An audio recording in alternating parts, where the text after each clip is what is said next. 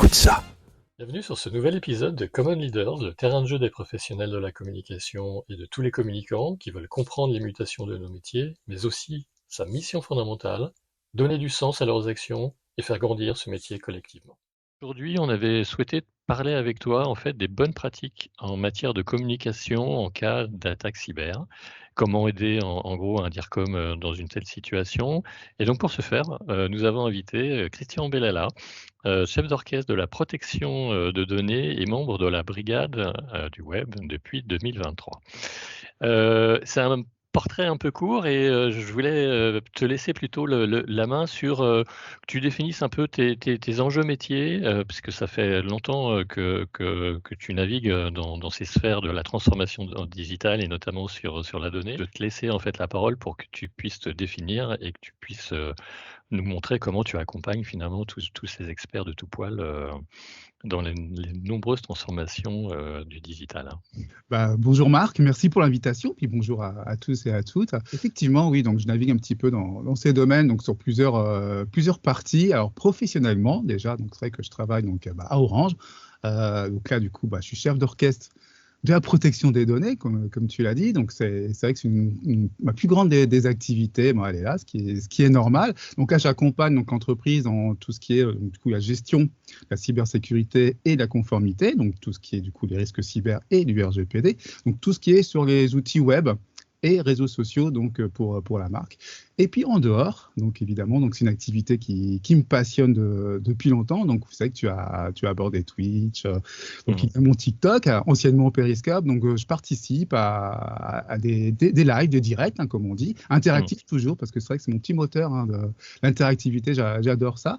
Ou du coup, c'est pour démocratiser un petit peu, mettre ça à l'abord de tout le monde, que ce soit abordable en fait par tous et toutes, le plus simplement possible, et pas juste dans des jargons techniques et professionnels, mais vraiment pour le grand public et puis qui concerne aussi les Il entreprises. faudrait que tu définisses ce qu'est une grande ou une petite attaque et puis finalement, pour quelqu'un qui se fait attaquer, que ce soit une petite ou une grande, je crois que ça n'a pas vraiment d'importance s'il n'est pas préparé.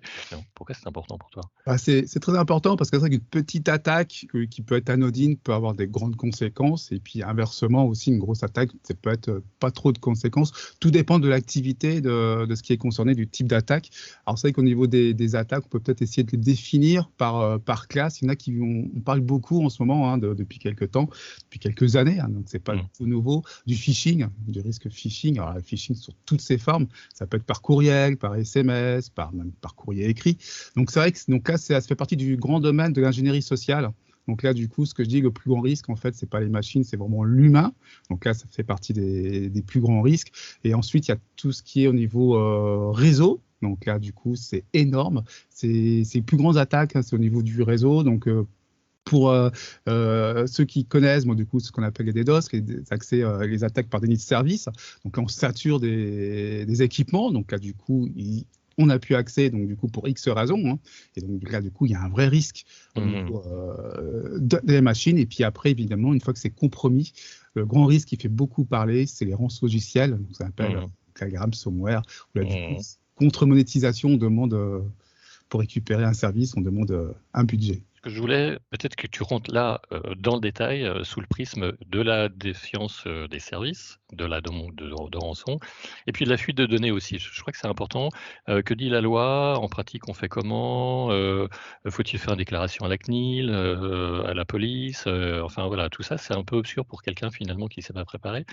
Et donc, si tu devais aborder donc ces trois sujets-là, la défiance des services, qu'est-ce que tu dirais justement à un responsable de communication? Et d'abord, est-ce que c'est lui qui doit s'occuper en fait de tous ces process? Parce qu'il y a un aspect interne et un aspect externe. Voilà, essaie de nous faire ton décryptage en fait, Christian. Alors c'est vrai que c'est important. Alors, il faut s'en occuper, donc au niveau de la communication, aussi bien en interne qu'en externe, c'est très important. Donc en interne parce qu'il faut gérer déjà, parce que c'est une crise, c'est une vraie crise qu'il faut gérer. Donc au niveau technique, évidemment, donc il y a toute une procédure à respecter, ne pas empirer du coup la déficience. Et puis donc aussi au niveau de l'externe, au niveau de la visibilité, parce que ça va se voir. Surtout si on a une visibilité publique. Donc là, ça va se voir qu'il y a un souci. Donc là, du coup, c'est communiquer au plus tôt et ne pas se cacher, parce que là, du coup, il n'y a rien de pire que de se cacher. Et puis là, du coup, on découvre, et là, ça empire au niveau Mhm. de l'image de marque, et là, c'est très dur. Les tentatives de phishing, il y a toujours une connotation d'urgence. Mhm. Du style, vous n'allez pas être payé, votre compte bancaire est bloqué, vous ne pourrez pas rentrer au travail demain matin, donc votre carte d'accès est bloquée. Et donc, il faut réagir de suite. Donc là, c'est le texte qui a été écrit. Donc, il ne faut surtout pas le faire parce que là, du coup, c'est un grand risque de phishing. En général, quand une méthode d'urgence, voilà, c'est le Mhm. patron qui vous invite à envoyer tout de suite un virement. Voilà, c'est urgent, c'est Mhm. le week-end, il n'y a personne. Est-ce que tu peux le faire pour moi? Donc ça, surtout pas. Demandez toujours confirmation à la bonne Mhm. personne et pas suivre le lien. Et avec l'intelligence artificielle, donc c'est vrai que les textes sont de plus en plus non perfectibles, je dirais, parce que du coup, ils ressemblent, il y a la charte et tout, il y a la même formulation que les originaux. Et là, du coup, avec l'audio, ce que tu disais avec la voix, c'est vrai que du coup, les IA, donc, il suffit de 30 secondes de voix pour reproduire, en fait, avec une intelligence, donc la voix. Et c'est vrai que là, du coup, il y a un risque par téléphone. Ça se faisait déjà. Bonjour, je travaille pour un tel. C'est que là, du coup, c'est bonjour, je suis ton patron avec donc, la voix, Mhm. donc soit Mhm. l'assistante, etc. Donc, toujours un niveau de, comment dire, de subordonné, en fait, qu'on fait croire, du coup, bah, c'est une Mhm. méthode d'urgence, donc il faut réagir vite. Donc, dès qu'il y a de l'urgence, c'est que, du coup, il faut être très méfiant. Et toujours que ce soit nous qui sommes contactés, de recontacter en fait la personne qui nous Mhm. contacte. Alors c'est vrai que c'est plus ou moins grave les accès aux données. Ça peut être une base clientèle, tout simplement. Donc là, il y a un danger de données perso qui sont récupérées, qui peut être revendues, voilà, tout simplement. Ou alors un blocage d'activité, donc c'est une activité commerciale. Donc c'est vrai que si on bloque l'activité, voilà, du coup, c'est l'entreprise, c'est pas très bon du tout. Et Mhm. pour l'entreprise, mais aussi pour les partenaires avec qui l'entreprise fonctionne. Il y a eu des exemples très récents sur ce domaine.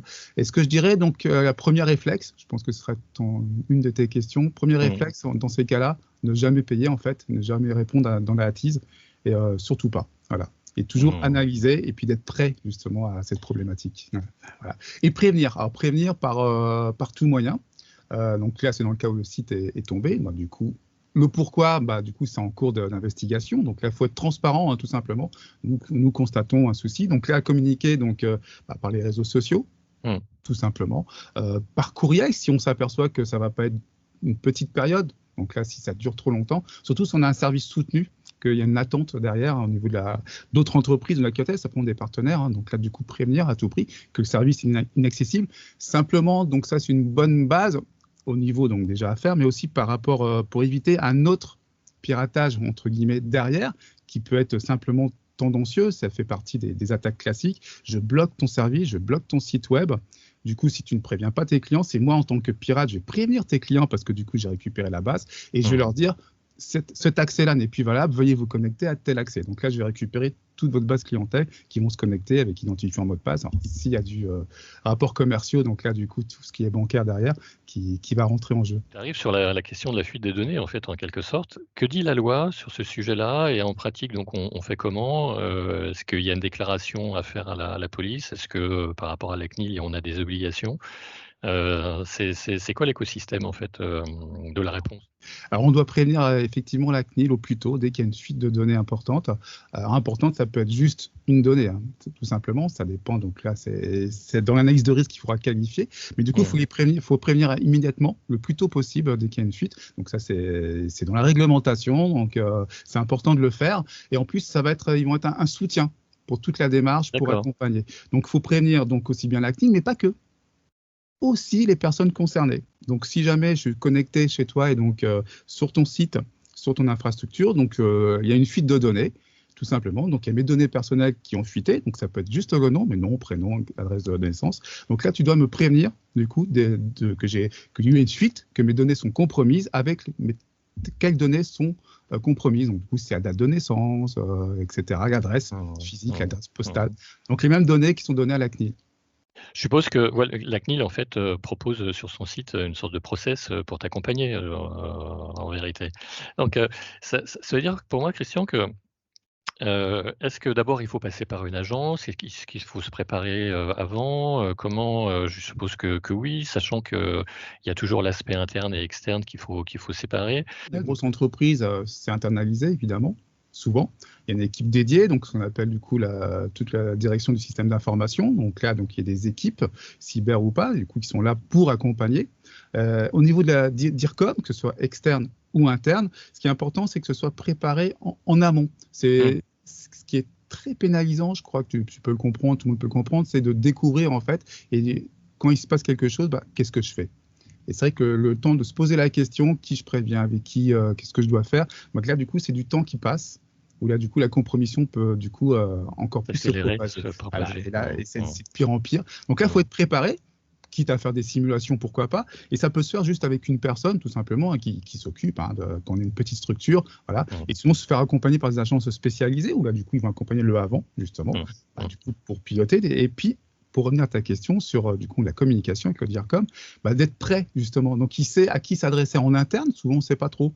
Alors, du coup, je m'adresse au DSI, aux développeurs, on ne sait pas trop, en fait. Et du coup, ce sera plus DSI qui, du coup, va dispatcher. Et si on est prêt, du coup, on sait les interlocuteurs, et ça évite aussi, en cas d'attaque, tout simplement, tu t'es fait attaquer, du coup, je vais rajouter votre système, votre DSI et un tel, et donc, par exemple, je t'attaque, tu ne connais pas ton DSI, tu es DIRCOM, je t'envoie un mail, voilà, merci de me payer telle rançon pour récupérer vos données, et puis voilà, et inversement, donc bonjour, je suis le DSI de ton entreprise, Marc, et je constate une compromission. Merci de me contacter à tel numéro. Je m'appelle Christian Bella, etc.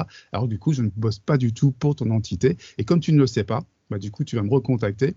Et puis, en me donnant plein d'informations qui vont empirer en fait la compromission. Ce qui est bien aussi de le faire, mais là, c'est une image de marque, c'est de prévenir en cas de compromission, mais sans fuite de données, tout simplement parce que du coup, il y a une attaque qui a bloqué le serveur, ou simplement une panne, même en cas de panne, on prévient, parce que c'est vrai qu'il n'y a rien de plus désagréable de se rendre compte, du coup, ça ne fonctionne pas, donc je ne sais pas, de prévenir en fait du style, par exemple, si on sait que c'est en panne ou que ça a été compromis sans fuite de données, du coup, ça va revenir dans le service dans 2 heures, dans 4 heures, dans une semaine, pourquoi pas, en cas de grosse panne.